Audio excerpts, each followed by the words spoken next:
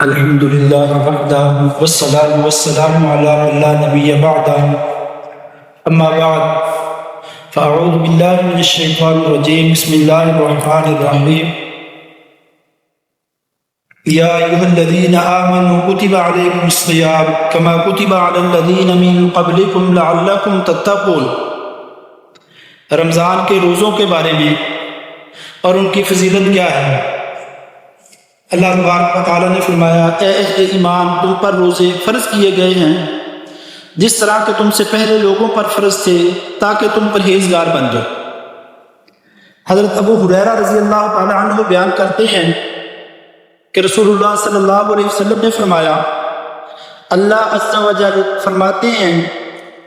آدمی کے تمام عمل اس کے لیے ہیں مگر روزہ وہ میرے لیے ہے اور میں ہی اس کا بدلہ دوں گا۔ یہ مشہور حدیث سے مبارکہ ہے کہ اللہ تبارک و تعالیٰ فرماتے ہیں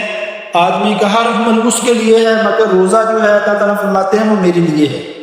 اور میں ہی اس کا اجر دوں گا، میں ہی اس کا بدلہ دوں گا۔ روزہ جو ہے وہ ایک ایسی عبادت ہے جو ریاکاری سے پاک ہے، دکھلاوا جس میں نہیں ہے۔ دوسرے کام ہوتے ہیں، آدمی زکوٰۃ دیتا ہے، صدقہ دیتا ہے، دوسروں کو پتہ چل جاتا ہے، نماز پڑھتا ہے تب بھی دوسروں کو پتہ چل جاتا ہے،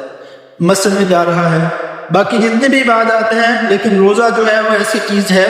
کہ اس کا بندے اب خود بندے کو پتہ ہوتا ہے، دوسروں کو کوئی پتہ نہیں ہے۔ اگر کسی نے روزہ نہیں رکھا ہوا تو ہمیں کوئی پتہ نہیں چلے گا کہ اس نے روزہ رکھا ہوا یا نہیں رکھا ہوا۔ تو یہ سارا کا سارا اللہ تبارک و تعالیٰ کا ڈر اور خوف ہوتا ہے۔ تو اللہ کے پیارے پیغمبر علیہ الصلوۃ والسلام نے فرمایا کہ اللہ تعالیٰ فرماتے ہیں کہ روزہ جو ہے وہ میرے لیے ہے اور میں ہی اس کا بدلہ دوں گا۔ فَإِنَّهُ لِي وَأَنَا أَجْزِي بِهِ، ایک ہے وَأَنَا أُجْزِي بِهِ، میں ہی اس کا بدلہ ہوں، اللہ تعالیٰ فرماتے ہیں۔ اور فرمایا روزہ ڈھال ہے، روزہ جو ہے وہ گناہوں سے بچانے کے لیے ڈھال ہے۔ ڈھال جو ہے وہ جب آدمی لڑ رہے ہوں تلواروں سے تو ایک انسان کے پاس ایک ہاتھ میں تلوار ہوتی ہے، ڈھال ہوتی ہے، اس سے وہ اپنے آپ کو بچاتا ہے، اگلا جب وار کرتا ہے اس پر اس کے بچاتا ہے اپنے آپ کو۔ تو اسی طرح روزہ جو ہے یہ گناہوں سے بچانے کے لیے جو ہے وہ ڈھال ہے، اس کو انسان کو گناہوں سے بچاتا ہے۔ تو جب تم میں سے کسی کا روزہ ہو وہ بےہودہ باتیں نہ کرے۔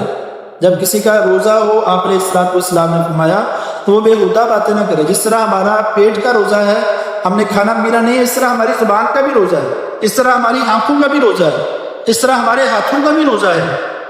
تو زبان کا روزہ کیا ہے کہ ہم گالیاں نہ نکالیں، ہم جو ہے وہ بری باتیں منہ سے نہ نکالیں۔ تو اللہ کے پیارے پیغمبر علیہ الصلوۃ والسلام نے فرمایا تو جب تم میں سے کسی کا روزہ ہو تو وہ ایسے بےہودہ باتیں نہ کرے اور نہ شور و شبک کرے۔ اگر اس کے ساتھ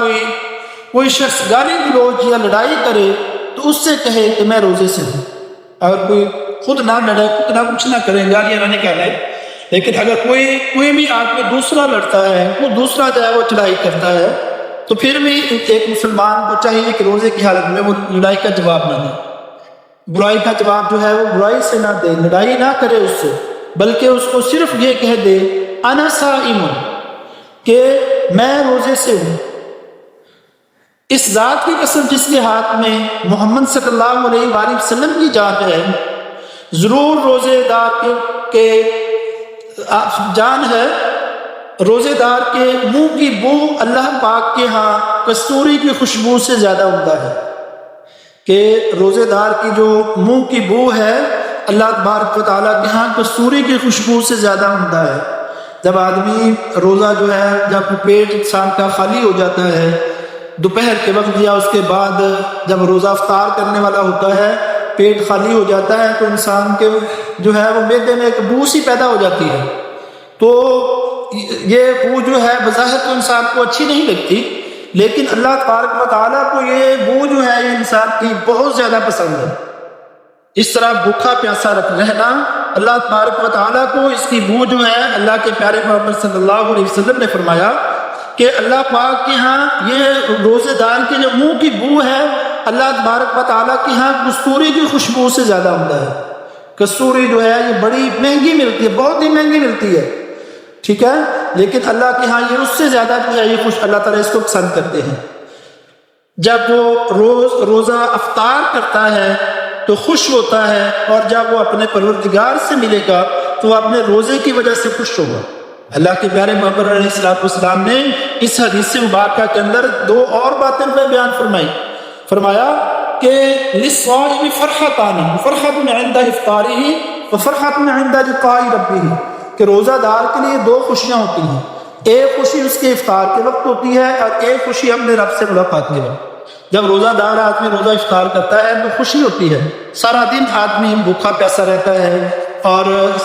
روزہ جو ہے محنت مشقت والی عبادت ہے، اتنی آسان نہیں ہے زیادہ۔ ابھی تو موسم جو ہے وہ کافی الحمدللہ بہتر ہے، تو روزہ جو ہے یہ مشقت والی عبادت ہے، تکلیف والی عبادت ہے، ٹھیک ہے۔ تو نبی علیہ السلام نے فرمایا کہ روزے دار کے لیے دو خوشیاں، ایک اس کی افطاری کے وقت جب روزہ افطار کرتا ہے، سارا دن بھوکا پیاسا رہتا ہے، اور پھر جب اپنے سامنے اللہ تبارک و تعالیٰ کی نعمتیں دیکھتا ہے، کھانا دیکھتا ہے، پانی دیکھتا ہے، میٹھی چیزیں جو ہیں وہ دیکھتا ہے تو اس میں وہ خوش ہوتا ہے۔ تو اسی طرح جب آدمی کوئی کام کرتا ہے، وہ کام مکمل کرنے کے بعد آدمی جو ہے وہ خوش ہوتا ہے، جتنا بڑا کام ہوتا ہے اتنی ہی زیادہ خوشی انسان کو ہوتی ہے، کوئی بڑا کام ہو، کوئی مشکل کام ہو، جب وہ آدمی کر لیتا ہے تو ایک مسلمان کو خوشی ہوتی ہے، ایک انسان کو خوش ہوتا ہے انسان۔ اسی طرح روزہ جو ہے یہ بھی مشکل والی مشقت والی عبادت ہے، تکلیف والی عبادت ہے، جب یہ آدمی مکمل کرتا ہے تو وہ بھی خوشی ہوتی ہے انسان کو۔